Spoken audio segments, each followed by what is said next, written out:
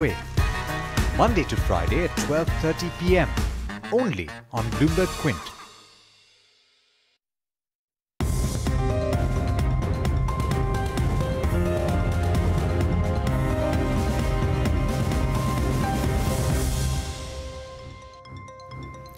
Hello and welcome to Hot Money on Bloomberg Quint Live, India's first digital live streaming business news service. This is the show which gets you complete wrap of all the stocks that are buzzing in trade. I'm Darshan Mehta. Let's welcome our experts then. Independent investment advisor Sharmila Joshi, independent market expert Shahina Mukadam, and JayKumar Toshniwal of Toshniwal Equity Services join us on the show. Shahina is running a little late, so she'll join us very soon. But today on Hot Money, we'll discuss stocks like the Aviation pack. We'll talk about Delta Corp. We'll talk about Axis Bank, and we ask our viewers, ask our guest about a medium-term pick they believe can be taken for this market. The first stock that we want to talk about is the sector as such, aviation stocks. Most of them have corrected significantly, and it's been in the focus given the fact that how crude is panning out in trade. And it'll be very important to watch how what happens at the OPEC meet in Vienna later today. But what's the view on the aviation sector? Which are the stocks that they should bet on? Is it a buy? Is it an avoid? We'll ask our guest. So, Jay, I'll start with you. Your opening statement for 1 minute. What's your view on the aviation sector? The aviation sector is booming, really speaking. It's been growing at phenomenal 20% over the last 4 years and expected to grow again at about 15-16% over the next few years. It's a sector where you have practically no alternative. The road transport and rail transport can't compete with the aviation sector. And this is one area where government is supporting. The government wants everyone to fly. So they start this UDAN scheme, whereby they want to make flying cheaper and more convenient, trying to build more airports, a lot of investment coming in. You see a lot of airline companies have a large number of planes on order. So this is one sector which is growing fast, growing consistently, and I think most of the global players are looking at entering India in some way or the other as the policy allows. Okay, so it's a bullish call that's coming in on the aviation sector. Sharmila, your view on the aviation sector? So while I may agree with everything in terms of the fact that there is good growth for the sector, etc. going ahead, I feel the stocks have sort of peaked in terms of valuation. Okay. So I think for me, the main concern is obviously crude prices, because that showed up in this quarter earnings. The earnings of each and every company saw that pressure because of higher crude prices. And unless we have a scenario where we are again seeing a good correction coming into crude prices, with crude going maybe below $50 a barrel, I don't really see them sort of going back to that winning way. Also, I think another very important thing that we've seen is that last month's data somewhere indicated, the passenger data somewhere indicated that the price pass-through that they had done has somehow affected the number of people flying. Okay. So there seems to be a certain, price is not as elastic as one would like it, like to believe. I think that at some point, people have said that we can't afford flying, and that too in a peak season, because May is considered the peak holiday season where everybody either goes home or goes for a holiday, and we have. Okay, we'll get back to the aviation sector. So I think let's open it up for discussion. Which are the stocks that you like? Do you like anything in the aviation pack, since you believe that the sector is booming? What would your pick? There are only 3 listed companies, but what would your pecking order be and why? For an investor, as Sharmila said, valuations are high, no doubt, valuations are high, and crude being a risk. But finally, crude is common to everyone, so it has to be passed on to the extent possible. So what I feel is, between the 3 stocks which we have on the markets, SpiceJet is a very promising candidate. SpiceJet is a low-cost carrier, just coming out of the red, coming into profits now. Operating profits have been there, but the reserves have been negative. So they are just ready to take off in terms of financial numbers. Okay. So this is a company which requires an infusion of about, say, 1,000 crores or 2,000 crores into equity or net worth, which will really make the stock move. And probably the management may be looking at a better valuation to do an equity issue. So this is one stock which I've been looking at. It has good numbers, good loading capacity utilization. It has almost 93% loading passenger load factor. So this is one stock which I feel should be a dark horse in this sector. And a word on Jet and Indigo, do you like them, or that would be an avoid? Jet used to be a good stock, but some of the other, it seems they are not able to manage the cost well, and especially after merger of Sahara Airlines, some of the other they have not been able to get their mojo right. Though they are committed to improve their working, but still the company has to demonstrate that they can really control the costs. Okay. Sharmila, what's your view on the stocks as such? Do you like all of them are expensive, or would you prefer any of the 3 stocks that are listed? I think the only sort of surprise or little positive came for Interglobe Aviation. I think they were first of all hit because of that whole issue with their aircraft, etc. They started getting over that, and I think in the main numbers somewhere you saw actually a growth in market share for Indigo. So I think that could be a positive. So they seem to have gained where others have not been able to. But very honestly, in terms of pricing and the valuations that they are at, I don't really wouldn't really enter into any of them. And I think another thing that went wrong for them in terms of stock price perspective is the fact that Air India sale didn't go through. Okay. Because I think that could have added a buzz through to the sector as a whole, but you didn't have any buyers for it. So I think you'll have to wait for a time when we get some clarity on how Air India also proceeds to get some kind of a valuation for the sector and maybe a further bump up for the stock prices from here. Okay, and Shahina, welcome to the show. Your view on the aviation sector, do you like any of the companies listed in this sector? As of now, I think it's an avoid. Unless we see crude oil falling to around $60, I would sort of stay away from the sector. Within the space, I think in terms of balance sheet quality, Interglobe, Aviation is better placed. Jet, I think while it may offer decent, it could be a black, dark horse. I think in terms of debt, the debt is very high. So I'm not comfortable with the balance sheet of Jet as of now. And SpiceJet is still just getting there. So I would bet on Interglobe, but at dips. I'm not comfortable at current levels. Okay, so that's the view that's coming in. Jay, before we end, any view on Interglobe? Because you seem to be rather bullish, so you've given your view on Jet and SpiceJet. SpiceJet remains your top pick, and then you spoke about Jet. Any view on Interglobe? Because that seems to be the consensus buy that's coming in. Interglobe is the leader in the market with the highest market share, efficient carrier, no doubt. But from an investor perspective, when we look at a significant return in next say 2 years or so, I feel that probably SpiceJet could be giving better returns than Interglobe. Okay, so SpiceJet is the preferred pick that Jay likes at this point of time. The other 2 guests no doubt do believe that aviation is expensive at this point of time, but among the 3 listed companies, Interglobe Aviation is something that they like. The next stock we want to talk about is Delta Corp. Last year one of the hot favorite stocks, but today over the past few months not finding too much flavor. It's down almost 100 rupees from the recent highs. Is it the time to start accumulating? The last 6 months has given a negative return of 22%. Is this the time to start accumulating? Delta Corp is what we'll ask. Shahina, I'll start with you. You have a minute on Delta Corp, your opening statement. I am positive on Delta Corp. I like it. It's a niche business. I think the stock correction to a large extent values in the negatives, which is of course the increase in cost, which has come up from higher licensing fees that they would have to shell out over a period of time. But I do think that the new properties that they are setting up, Sikkim and other properties that they are in discussion with to set up, will add value. So I would be buying this. It's extremely expensive. So no, I'm not buying it on value.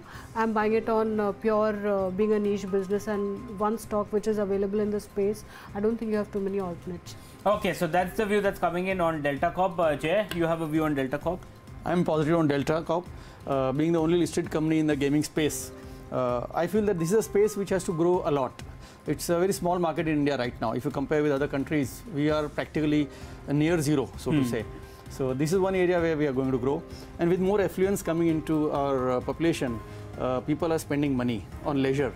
So this is one place which will capture a lot of that money. Okay. So I expect that this company has undergone a correction due to various reasons as highlighted by Shahina. And I feel that now it's already through with the demon and the GST impact, which this company faced quite a lot. So growth is back on track, and I expect that going forward, so if you look at a 2-year, 3-year view, I think Delta Corp will be a stock which will perform very well. Okay, that will perform very well. So 2 of our guests do like Delta Corp, and Sharmila, do you also prefer Delta Corp? Yeah, so make it 3 out of 3. Yeah. I'm so happy because it seems that all of us have some gambling blood in us, that all the people in the stock market have given a huge thumbs up for Delta Corp.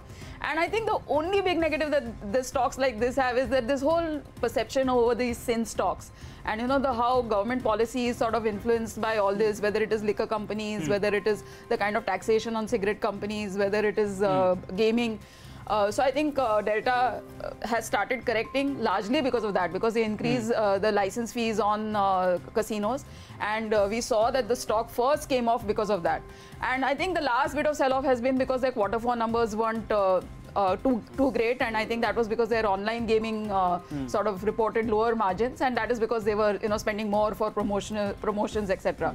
So I think that I like the stock, and it's a concept stock, as Shahina said, so completely it's a thumbs up from me as well. Okay, so all three of our guests like Delta Corp. Now we'll get into the details of why they like Delta Corp. So Jay, what are the key triggers that you're looking at, and what makes you so bullish on Delta Corp?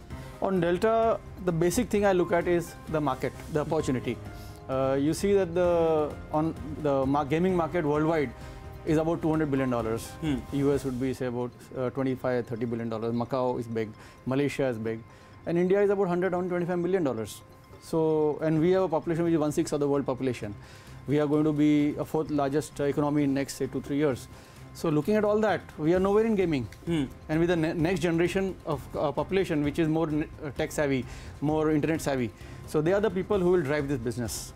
So I feel that this big opportunity is there to be tapped. And presently, this is the only company in listed space. And gaming and hospitality go together.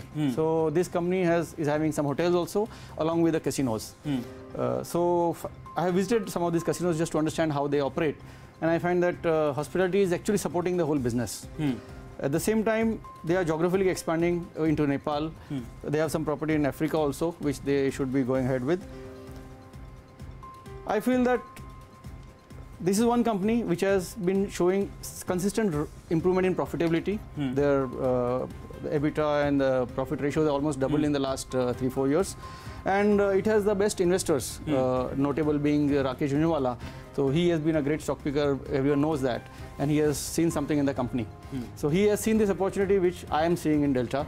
So I feel Delta should be a great performer. Okay, Shahina, how big is, if let's say they get the go-ahead for the Daman Casino, which has been pending, how big of a trigger is that, and what are the key risks someone has to look at while investing in Delta Corp? See, they already have 1,600 gaming slots, I mean gaming posts that they have already, and I think with the addition capacity that will come in, I think it would be a good addition in terms of overall revenue.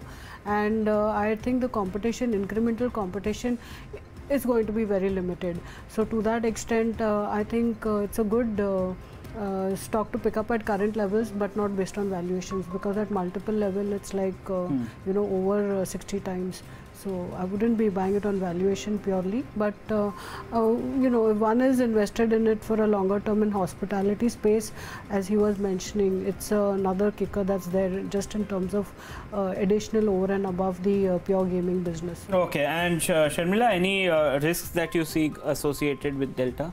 I think the biggest risk is this perception for sin stocks and the way we tend to hit them with legislation, fees, etc. I think the positive for Delta could be the fact that now that Mr. Parikar is back in the game, sort of, what is broadly expected is that Goa will have a formal policy very soon where land casinos may be allowed. And I think to that extent, Delta has acquired a land parcel in Goa, and they will shift their casino business to land. So they're not letting go of their licenses as of now. So that will continue to be an expense, but they're not letting go because, if you have that, a proper policy in place, I think it will make life for them much easier. So I think that's it. I mean, it's the way we view these businesses. If that were to change, I think the fortune for a lot of these companies will change, because the market is there. We are an aspirational, society. We are seeing that in every consumption space. So why should this be an exception? So, I think that that's the overhang you have to live with. Okay, so that's the view that's coming in on Delta Corp, a triple thumbs up that's coming in on the counter. The next stock we want to talk about is Axis Bank. No doubt over the past few days has shown a little bit of traction. It's up almost 1% today. It's up, but hasn't performed. It's been rather flat. Even if you look on a 3-month, 6-month, 12-month, or a 9-month basis, hasn't given any kind of return. So probably a little bit of consolidation. Is this the right time to start accumulating Axis Bank? Is something that we are talking about, and we'll ask our guest. Sharmila, will you buy Axis Bank at this level? No, it's the least favorite for me as far as private banking space is concerned. I think the concerns for me are really to do with their NPA book, because it is broadly my understanding that their NPA book exposure is a lot towards core sector, and that's a sector we haven't seen come out of its problems. So every time, you think that they're done with the NPA issue, and then, fresh NPA comes. Even this whole new NCLT list that was announced, if you have 12 names, you can bet on it that Axis Bank will have exposure to 8 of those names out of those 12 names. So I don't think that their concerns as far as their, that part of their book are over. So yes, it's recovered in the recent past. But it's not a stock that I would buy. Okay, not a stock that you'll buy. Jay, what's your view on Axis Bank? I am very much positive on Axis Bank. Okay. In the private, as she just said, it is having large exposure to corporates and strong NPA recognitions. But we should understand that this bank grew very fast over the last, say, 8-10 years. And they went with a lot of project finance to grow the book. But since last 5 years, lending has been good. They have found the right direction. They are focusing more on retail assets, and they have very strong retail franchisee. And their NIMs are above 3% for last almost 8-10 years, and say about 3.6-3.8% levels. And this is one stock which has not performed in the market primarily because of this reason. So it has a lot of valuation to catch up. Okay. Recently, Bain Capital has invested a large sum of money in this company, and we are going to see a leadership change which is around the corner. And with a great leader who has a good vision and execution capability, I think Axis Bank should be a great winner. It has a lot of catching up to do. At the same time, I would also like to add that this is one bank which has a strong... I'll come to you. The time is up, but I'll come back to you on that one. And what's your view on Axis Bank? Are you bullish or bearish?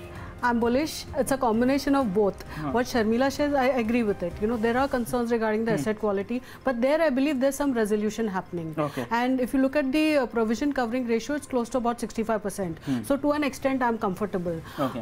Given the opportunity that is there, both in the retail space that was discussed just now, I'm absolutely positive on it. I think there is space. The bank has concentrated on corporate, but I think the move and the growth in the retail space is going to be one kicker for the overall business.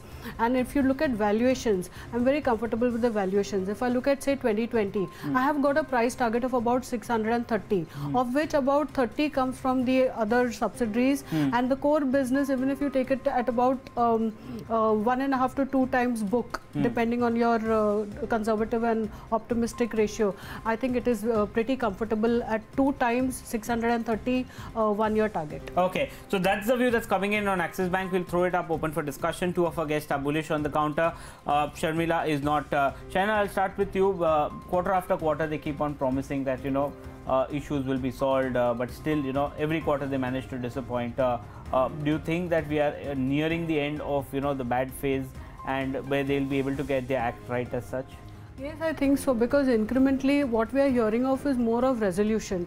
I think as and when the cases are going to NCLT, we are seeing resolution come in, and I expect the resolution to come in faster. And I do believe that we are at the worst place in terms of deterioration of assets. So from here on, I think we should see an improvement and lesser of bad news. And if another kicker would be sentiment positive if we see a change in management, which I think what has happened for ICICI Bank. So I think if something like that happens for Axis, we'd start on a clean slate. Okay, so that's the view that's coming in. Jay, you had other points also to make on Axis Bank. Basically on Axis Bank, we should see that the stress assets which they have are largely into steel, power generation and construction and infra. Steel cycle is doing well, the industry is doing well, government is supporting, and some resolutions are happening at a reasonably good valuation. Power is one sector where government is woken up and they are trying to sort out the matter. So we hope that in next 1 to 2 years, power sector also the government policies would be such which will support the sector for growth, and resolutions will start happening. At the same time, we should also see that assuming the Axis has a net NPA of about 16,000 crores. We assume that everything is a bad debt, assuming that the whole 16,000 crores of NPA is to be written off. After that also we arrive at a book value of about 182 rupees. So this is a worst case scenario we're looking at. So you have a current valuation of about 2.8 times the book. And once you have this thing behind you, we have operating profits, a net earning of about 40 rupees a share projected once this is cleared. So that will support a growth of about 100 to 125 rupees in price every year. So as Shahina said, her target of 630 in 2020, I would make it 2018. Okay, so that's the views or positive views coming in on Axis Bank. Sharmila, if you don't like Axis Bank, anything you like in the private banking space? I think I prefer the other banks. I like an IndusInd, I like a Yes Bank, I like a DCB. My Despite the preference valuations. Yes, I think my preference is for private banking as a space, and my only reason for not liking Axis is the fact that these skeletons keep coming out of the closet. You don't know which is going to turn a skeleton. And honestly, I haven't liked the pace of resolution so far. And it also beats me how out of every list that is announced, you have most of those names in your as people who you have exposure to. Okay, so you want I don't like it as a fact. Now for this quarterly results for the bank, most of the banks, we have this RBI one-day rule that if a loan is in principal or interest is outstanding for a day or more, it has to be classified under SMS 0. So this could lead to some stress in this quarter for all the banks, and most government as well as banks are trying to push RBI to relax it. RBI is not relented, but let's see what happens. Okay, so that's the view that's coming in on Axis Bank. Two of our guests are rather bullish on it. Sharmila does not prefer that bank at this point of time. And finally, given the fact that the markets are not strong, they're rather volatile, we're asking our guests to recommend one stock that someone should buy at least for the medium term, not a very long term bet, but at least a reasonable medium term bet that they can take. So which are the stocks that they're betting on? Sharmila, I'll start with you. You like Ashok Leyland. What's the rationale? I think that what we've seen in the interim is a deep correction on most of the sort of the momentum stocks that we had in the bid. But I think, within that list, I would like to pick stocks where earnings are on a decent trajectory and where you can see good growth going ahead. So I think Ashok Leyland sort of ticks the sort of boxes as far as I'm concerned, because, the numbers were good.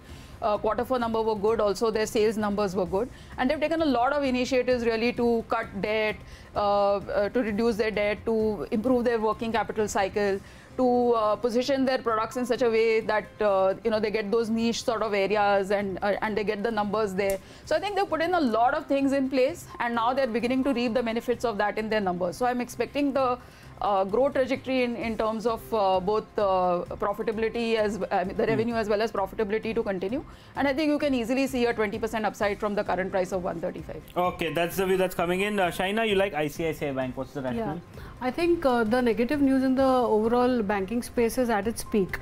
So, and of course ICICI Bank has started moving, and I have purchased it some time back. Okay. So I think it has, we've already seen some bit of performance, but I personally hold it, that's the disclosure.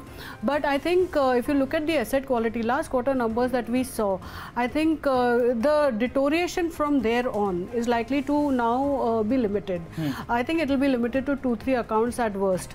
And in terms of the overall positive sentiment, you have the management change that is most likely. I mean, we have already seen the move towards it, and I think that would be a positive kicker. Over and above that, I think this valuation in most of the private sector banks, and I own some of them, actually DCB is another one which also I like from the private sector space, but I think ICICI Bank is really undervalued. Okay. If you look at valuations with a 1 year forward perspective, you take the sum of parts valuation, I would put the value at least you have another 15 to 20% upside over the next 6 months. Okay. So to that extent, I think it's a value pick, plus worst news is behind us. Okay, so ICICI Bank, Ashok Leyland, and your preference is CDSL. What's the rationale? Why do you like this stock? CDSL is again into a business where there's two players, NSDL and CDSL, sort of oligopoly, and this business is here to stay. Anyone holding shares has to demat, the business has to go through them. As the market volumes increase, the transactions keep increasing, the issuers are also adding up. So you see that the business has a long-term earning visibility. This business is also going to be supported by addition of unlisted companies to come to demat. You can have warehouse receipts also coming to demat. So as policy environment goes towards transparency and to sort of avoid frauds, we have more and more electronic business coming up. So this is one company which has shown very good growth, almost 30% growth in last year. The transaction business has been increasing. Okay. Market share, they have been gaining at the expense of NSDL. They are about 46% market share. Okay. On incremental basis, almost 60%. So this is one area where I feel a company with a long-term earning visibility, growth-oriented business, I think it's very decently valued, and significant upside can be seen in this stock. Okay, what are the valuations like? Give us more details on the valuation financials, and what are the risks involved if someone invests in CDSL? So CDSL has a capital of about 105 crores, and they made a profit of about 100 crores last year. So earnings are nearly 10 rupees. So at current valuation, it will be just about say 30 times P multiple. Now with growth of about 30% in revenue, and a little more profit, because a large part of costs are fixed costs. Okay. So as the volumes grow up, leverages improve. So I expect that the profit should grow in the region of 30 to 50% consistently over the next few years.